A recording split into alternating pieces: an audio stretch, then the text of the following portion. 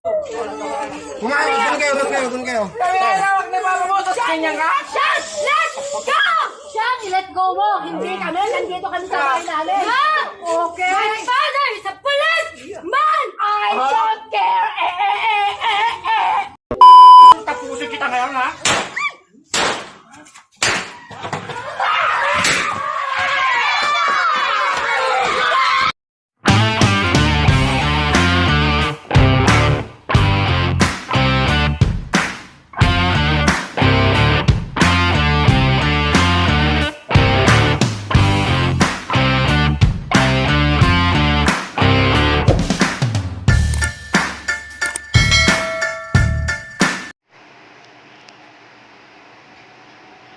Mga salitang huling binigkas, salitang pinaghugutan ng lakas, gatilyo na walang alinlangang inilabas, at sa 4 na putok, 2 buhay ang nilagas. 2 magulang ang ating nasilayan sa isang pangyayaring tunay na karumaldumal. Isang inang handang mamatay para sa anak na kinitil rin ng buhay.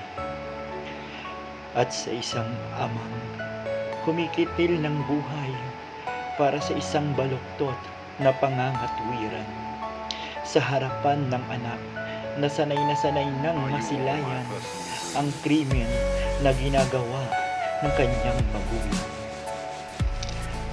Hustisya ang sigaw ng lahat. Panghabang buhay na pagkakakulong ay tila hindi sapat. Mata sa mata, ngipin sa ngipin, kung anong kinuha, siya ring dapat bawiin. Death penalty ang dapat ipataw sa 2 buhay na walang awang inagaw. Sa pangyayaring ito, ang lahat ay napukaw, dapat nang magising sa realidad ng buhay. Baluktot pamamalakad, sabay-sabay nating ipaglaban.